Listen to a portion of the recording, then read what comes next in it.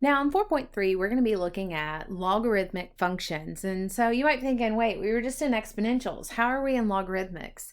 Well, here's what's happened. From our previous section, we solved an exponential function using the one-to-one property you saw at the end of section 4.2. However, if you consider the fact, if we were to look at 2 to the x equal to 10, and we try to change them into those similar bases, or same bases, we know that 2 cubed is 8, and 2 to the 4th is 16. So we completely skip over that 10. And so there's really no way, using arithmetic, that we could say, oh, 2 to a power, get the same bases, set the exponents either. So it's clear that x must be some value between 3 and 4. But I'm not going to dare. Math people are lazy. I'm not going to dare try and go 3.1, 3.2. I'm not going to even plug and play and try and figure out what that number is. So what we can do is, we can use our inverse property of exponential functions, namely called logarithmic functions, to find the exact value of x. So let's just kind of recall what we saw in previous sections. We looked at it, we said, you know what, the graph of f of x is equal to 2 to the x. And we worked through and we talked about how we got this equation, how we got 1/8 and 1/4 and 1/2, 1, 2, 3, 1, 2, 4, 8. We talked about all that. And we can see that that graph is listed over here. So it says, make a table and graph the inverse of the function. So I want to look at what that is. I'm telling you the inverse, and then we're going to talk about how this works out.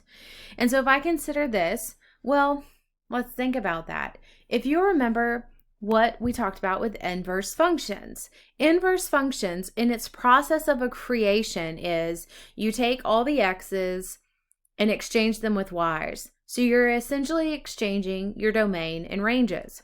And so that means you would take your x's and y's and switch them out. So now your f of x being 1/8 is your x.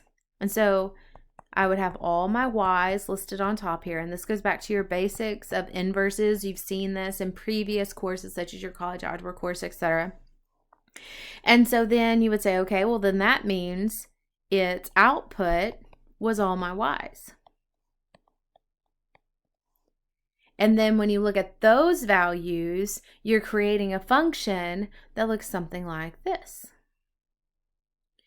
And if you remember when we were creating the inverses, if you compose an inverse and its function together, it creates a symmetry over the line y equals x. And so graphically, in table-wise, you can see how these two are inverses based off those previous conversations. So let me show you how this is going to work out and how that we're getting that f of x is equal to the logarithm of 2 to the x. And so let's explore that. Logarithmic functions. It says the logarithm, or base b of a function, is written as log base b of x is the inverse of your exponential function base b of x. And so here's what's happening. If you take this log here, log base b of c equal to a, you can actually convert it to an exponential. And see, that's a double-sided arrow. I can actually take these back and forth, and so I can write it as an exponential, or I could write it as a log. Depending on your situation is going to depend on what you want to do. So at a very base level, some of the questions you're going to see are, write the logarithmic equation as an exponential equation. And so let me show you how that works out. First, let's note some similarities between the two. And so if you look at this here, you can see that here's a b here, and then here's a b here.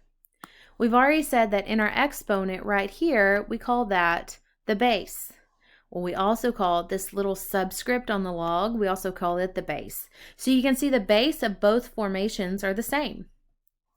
And then you can see that a is the exponent over here. Well, it's equal to a. Well, depending on who you had before this, you may have always heard that a log is equal to an exponent. A logarithm is an exponent. So you can see a logarithm is equal to an exponent, meaning that's what moves up here. And so we can see those similarities. And now I'm going to show you a very technical way on how you can go from a log to exponential and an exponential back to a log. So it's a very technical form that I'm going to show you here. It's called the Snail Method. The Snail Method says this: and I took this from a YouTube, I'm not going to lie, but I think it's a really great method to use. If you are starting with, I'm going to erase on you again. If you're starting with this logarithm and you want to move from that log to the base, you're going to snail it. So what I'm wanting to do is I'm going to take this log base C, base B of C equal to A, and I want to turn it into an exponential that looks something like this. And so if I want to figure out how to fill in those blanks, what I'm going to do is I'm going to do the Snail method. I'm going to start here with B, and I'm going to move around like this, kind of like the shell of a snail. And so B is what goes in the first one, and then I came up here to A, so it goes in the next one, and then I ended here on C, and so it lands here. And you can see that's exactly what I have written here. But say I want to go from this exponential back to the log. Well, I know it's going to look something like log base something of something equal to something. Sorry for all the somethings. Well, my Snail method works again. So you start here, and you snail it around, making kind of a snail swirl scale. So B goes here, C goes here, and A goes here. So I want you to understand where the similarities are. Bases are the same, logarithm is equal to an exponent, but then I like to show you the super technical Snail method because I think it really helps you to see how we can create it, and it gives you a good go-to that process is always the same. So let's look at these examples here. It says write the logarithmic equation as an exponential equation. So this first one, it's going to look something like this when I get done. And so I'm going to do that Snail method. I'm going to start here at 2. I'm going to loop it around. So 2 goes in my first blank, 3 goes in my next blank, 8 goes in the last blank. Now with logarithms, you may not understand that log base 2 of 8 is equal to 3, but you can see that when I'm looking at this, that 2 cubed is 8. And so that makes sense. So I want to show you some that make logical sense. So as we move into other numbers that we can't do that, such as that 2 to the x equal to 10, you have a better way of going, you know what? I've seen this work and I understand how it works. So in this step where I don't know these numbers, I'm going to go back to what I know of a process. And so I'm going to say, okay, let's snail it again. So this would be 5, 2, 25. So 5 raised to the second equals 25.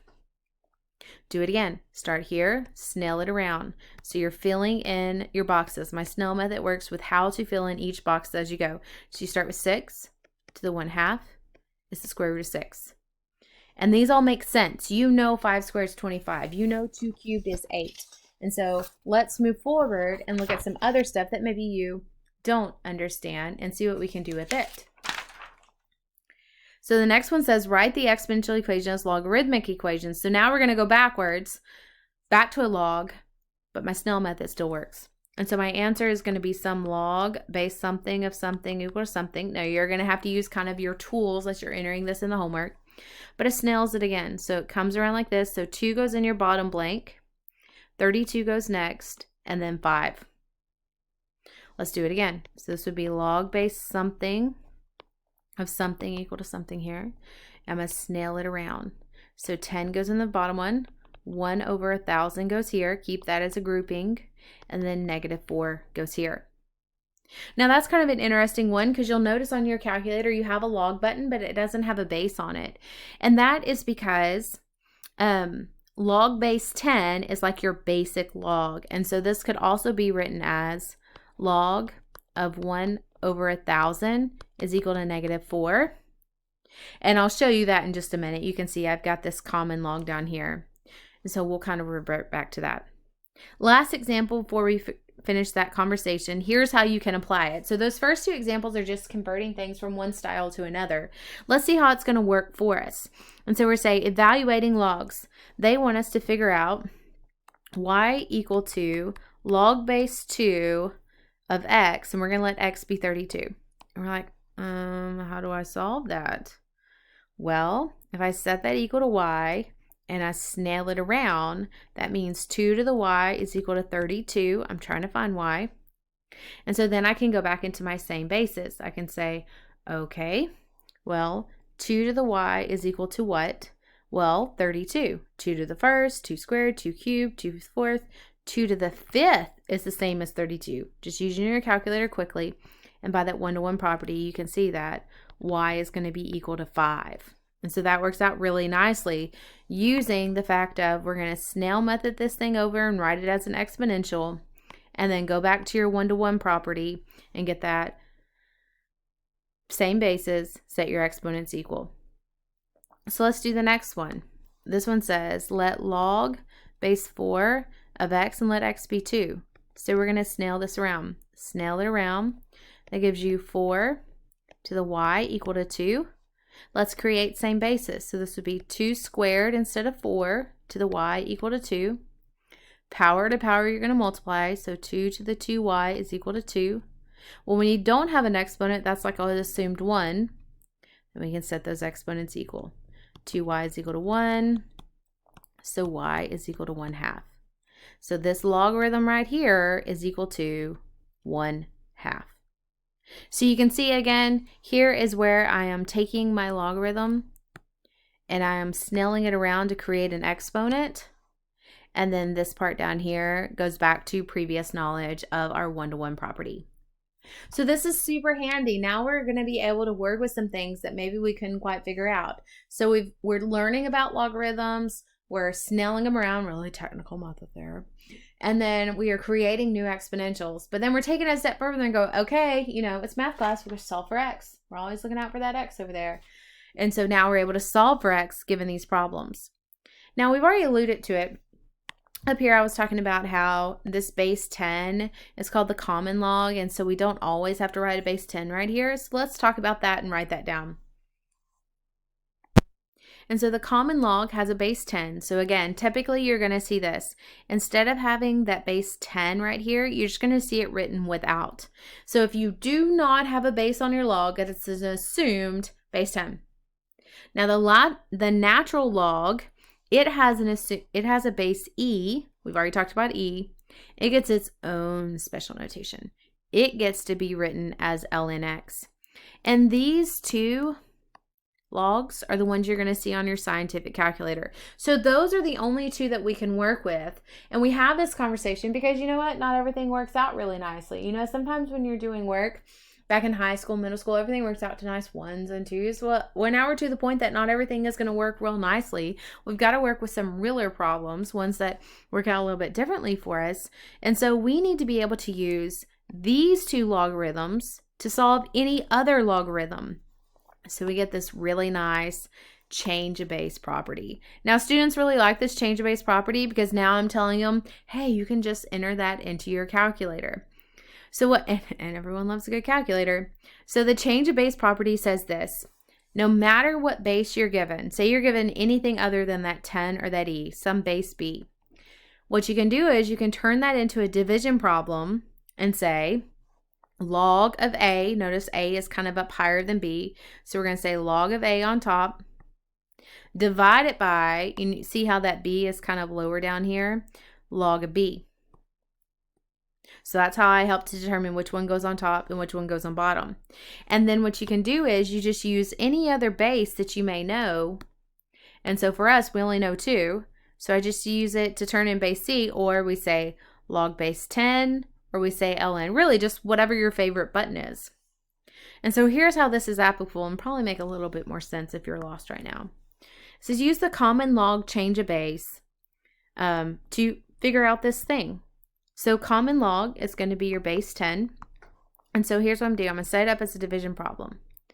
And so I'm going to say log of 25, and I remember it's on top because you see how it's kind of larger and over that 4, over log of 4.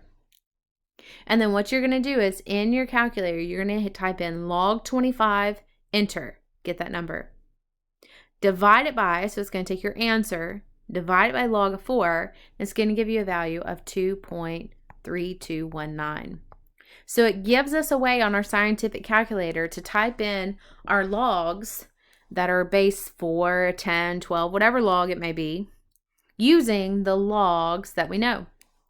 Now what's really interesting is not only can we use base 10, but we could also use base e. So look at the next one. It says use the natural log change of base. So log base 4 of 25. You're going to set up a division problem. We're using natural logs, so we're using that ln one. So I'm going to say ln of 25. Now you're going to see me write ln in cursive, and that's because if I were to write ln looking like this, you might think that this is a 1. So to help myself from not mix up my 1s and my L's, you're going to see me write ln in cursive. Divide it by, see how this 4 is kind of a little bit lower than 25? That's how I remember it needs to go on bottom. We're going to ln it. So you're going to get different numbers along the way, but ln of 25, enter that in your calculator, enter, divide it by ln of 4. This also gives you 2.3219. So you can see no matter which log that we are using, we're still going to get the same values over here. It's just those values in between that are going to look a little bit different for us. Now, all this being said, this is really great. Now, we can now snail method it and change stuff up. We can use our change of base formula. And so let's just go ahead and focus more on some of the basic properties of logarithms. And the same are going to be true for our natural logs, and so we'll write those. Log base b of 1 is always going to give you 0. That's a super great problem for me to put on some exam and say log base 4.3 of 1. Well, no matter what this base is, it doesn't matter. If you're doing log of 1, it's always going to give you 0. The same is true for natural logs. ln of 1 is 0 because that's the same thing as log base e of 1, just rewriting it in a different form. And so again, log of 1 is 0. Super great property to know, really quick answer to solve.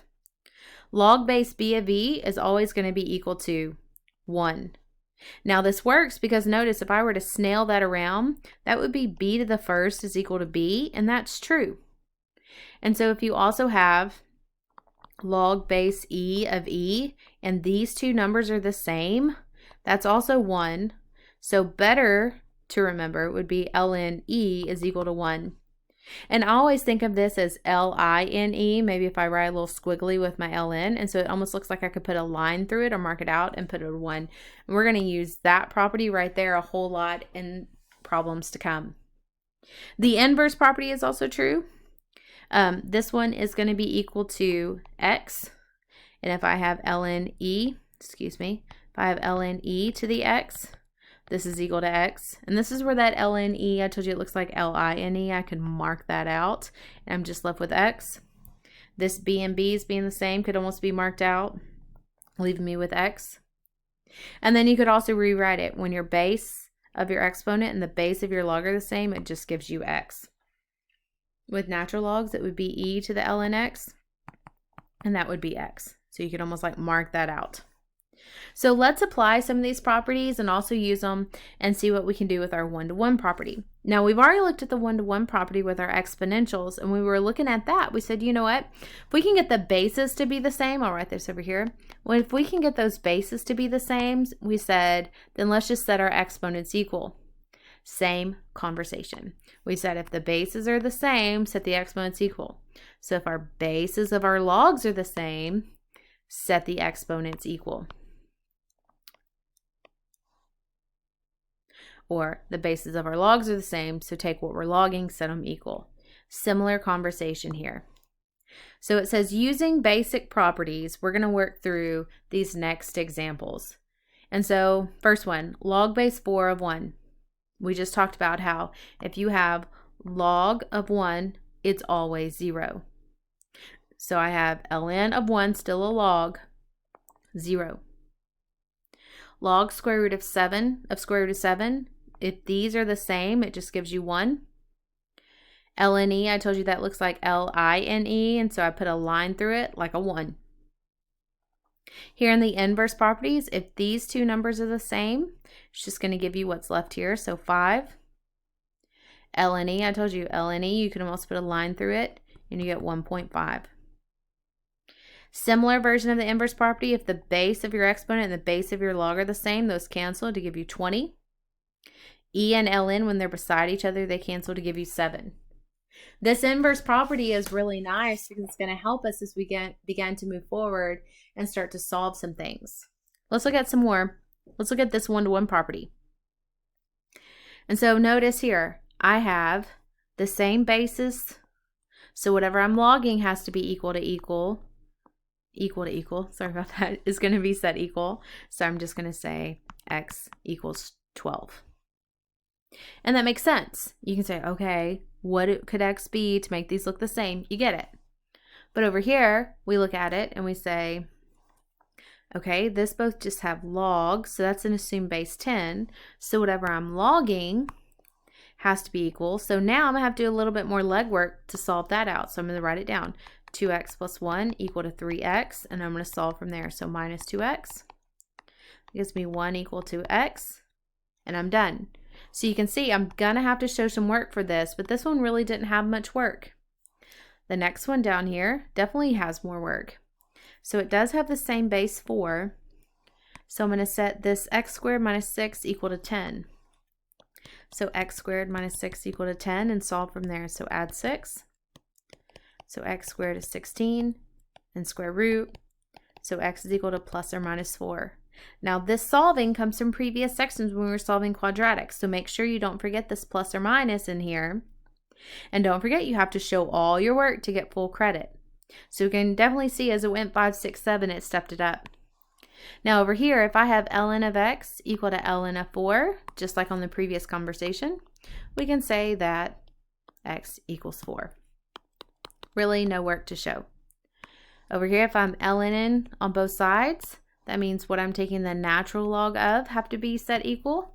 So I'm going to say x plus 3 equal to 7, and I'm going to solve for x. So x is equal to 4. And so what I would like you to do is I would like you to go in and try these homeworks, work through them. As you work through these homeworks, if you have any questions, feel free to reach out to me and Canvas message. I'll be happy to help from there.